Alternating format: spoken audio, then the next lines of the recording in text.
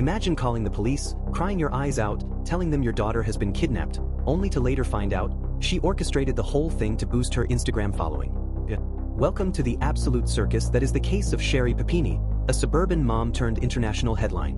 Because this isn't a Netflix script. This really happened. It's 2016. The country is still dealing with Harambe's death, and Sherri Papini, 34 years old, mother of two, living a picture-perfect life in Redding, California, goes out for a jog one morning. And then, poof, she vanishes. Her husband, Keith Papini, comes home and finds she's not there. Her phone? Found on the side of the road, tangled in her headphones, with a single strand of blonde hair. It's like the opening scene of every bad Netflix true crime doc. And just like that, a media storm erupts. Sherri's disappearance becomes a national story. Social media floods with hashtags. Candlelight vigils are held. Keith goes on TV teary-eyed, literally begging whoever took his wife to bring her back. "I just want my wife back," he tells ABC's Good Morning America. "I'm not going to stop until she's home." America eats it up. And who wouldn't? She's a young, pretty, white, blonde mom. She's missing. The story practically writes itself. Everyone assumes the worst. Keith's interrogated, of course. But he passes a lie detector. He's cleared. And the hunt begins. And then, 22 days later, she returns. November 24th, Thanksgiving Day. A driver spots a woman stumbling out of the woods along Interstate 5 at 4:30 in the morning. She's emaciated. Her long hair's been chopped off. She's covered in bruises. And she's got a brand. Like a legit branding burn on her shoulder. It's Sherri. And she tells police she was kidnapped by two Hispanic women who spoke only Spanish, wore masks, and tortured her for 3 weeks. She even draws up police sketches. It's horrifying, but also suspiciously vague. There's no ransom demand, no motive, no trace of her kidnappers. Yet for 5 years she sticks to her story, and everyone believes her. Because why wouldn't they? Behind the scenes, law enforcement starts to get suspicious. Her story has holes. Her timeline doesn't make sense. Her injuries seem theatrical. So the FBI keeps digging. And in 2020, 4 years later, they get a DNA hit from the clothing Sherri was wearing when she reappeared. And you're never gonna guess where it leads. It matches an ex-boyfriend. Not a stranger, not a masked cartel woman, an ex-boyfriend. And that's when everything unravels. Because Sherri wasn't kidnapped. She ran away, voluntarily, to go hang out with her ex. And it gets so much worse. So in 2020, the FBI gets a DNA hit from the underwear and clothing Sherri was wearing when she escaped. It doesn't match any cartel members or shadowy kidnappers. It matches James Reyes, an old boyfriend she hadn't spoken to in years, supposedly.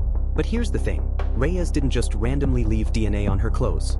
The FBI pays him a visit, and he immediately cracks like a dropped iPhone screen. He tells investigators Sherri was never kidnapped. She asked him to pick her up in his car. She stayed at his house for 3 weeks, eating, sleeping, watching TV, cutting her own hair, and inflicting wounds on herself. She literally burned herself to make it look like she'd been branded by traffickers. What? And the kicker? She asked him to hit her so it would look real. Yeah, that brand mark on her shoulder? Self-inflicted. Those bruises? Faked. That tearful, "I escaped from my captors" story? A full-on script she performed for America. Oscar-worthy. Let's just pause for a second. Sherri Papini didn't get kidnapped.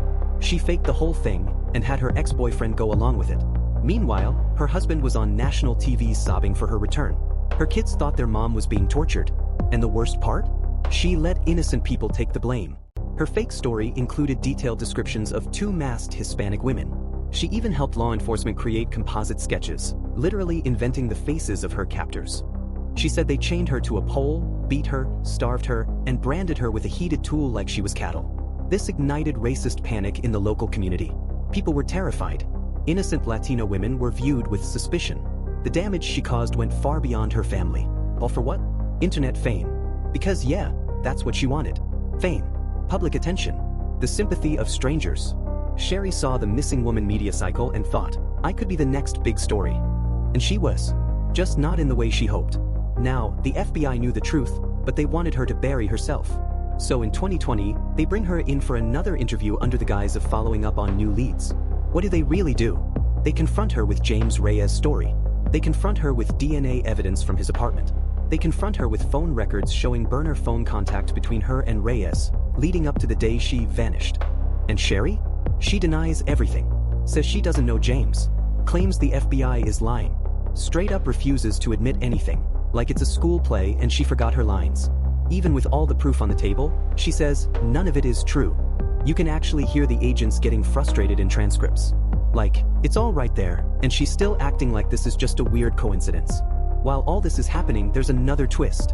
Sherri collected over $30,000 in victim compensation from the state of California.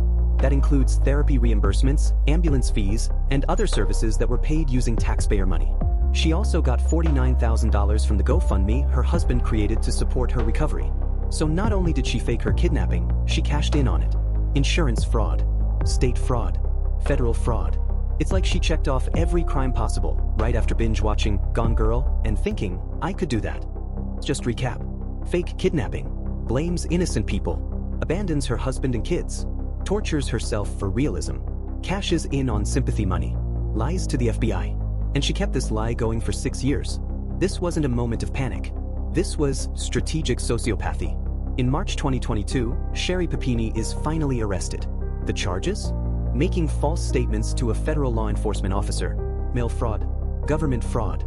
Basically, lying, stealing, and wasting a ton of public resources. When she's arrested, her neighbors are stunned. Her husband is crushed. And her story becomes a national punchline. Gone Girl 2, Influencer Edition. In April 2022, under crushing evidence, Sherri finally pleads guilty in a federal courtroom. She releases a statement saying, I am deeply ashamed of myself. I am so sorry for the pain I have caused my family, my friends, all the people who suffered because of my story, and to the public who believed in me. Too late. She's sentenced to 18 months in prison, plus $300,000 in restitution. She only ends up serving just over a year. But she's out. Quite low profile, but forever known as the woman who lied to the nation for clicks. So what happens when you fake your own kidnapping, frame innocent people, defraud the government, and get caught? If you're Sherri Papini, you get a Netflix deal.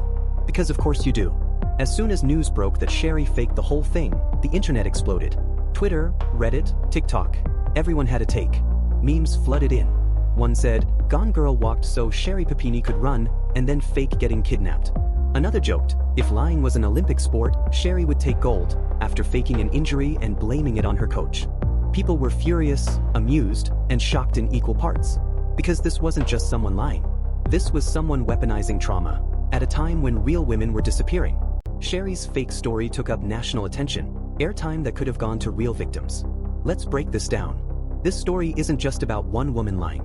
It's about how far people will go to curate a narrative, to be seen, pitted, and praised. Sherri saw how the media reacts to missing white women. She saw how viral those stories go. She scripted herself into one. And what does that say about us? That being a victim is sometimes more powerful than being a person?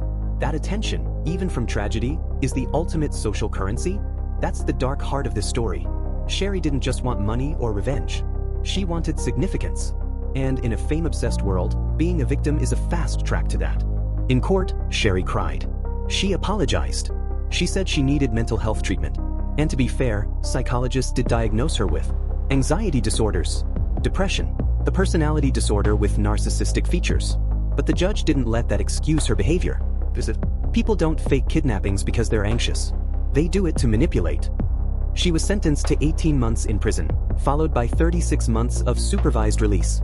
She also had to repay over $300,000 to various agencies and victims' funds. Her husband Keith, who had supported her every step of the way, filed for divorce just weeks after her guilty plea. I will never be the same man. My family is forever broken. And here's where the madness hits peak 2020's energy. While serving time, Sherri's story was optioned for a limited TV series. Producers saw the headlines and said, yep, that's money. Hollywood couldn't resist. Because nothing sells like scandal, especially when it's got a missing mom, fake trauma, media frenzy, and a hot ex-boyfriend with a weak moral compass. We live in a world where consequences are just content. As of 2025, Sherri Papini is out of prison, living under the radar, avoiding interviews, but definitely Googling herself every night. There are whispers of a tell-all book. Some say she's quietly shopping a podcast deal. But no matter what she does, her name is etched into internet infamy. She's not remembered as a survivor. She's remembered as a scammer, a master manipulator, a woman who burned down her life for 15 minutes of fake fame. This story hits nerves because it exposes a very real, very modern fear. That attention is more valuable than truth. We live in a time when victimhood is rewarded, public sympathy equals internet clout, and the algorithm loves trauma. Sherri gamified all of it. She saw the way the media uplifts stories of suffering, and she monetized that template. But the worst part? She took attention away from real women who were abducted and never came back. Women who didn't get composite sketches, didn't get TV interviews, didn't get $300,000 in donations. That's the heartbreak in this story. The stolen spotlight. So in the end, Sherri Papini didn't just fake a kidnapping. She faked a life. And in doing so, she reminded us that in the age of social media, sometimes the most dangerous lies are the ones we tell for likes. Thanks for watching The True Crime Diary. If you thought the story was insane, hit that like button. Subscribe for more unhinged crimes, twisted psyches, and shocking cases you won't believe actually happened. And remember, just because it's trending doesn't mean it's true. Stay curious, stay skeptical, and I'll see you in the next one.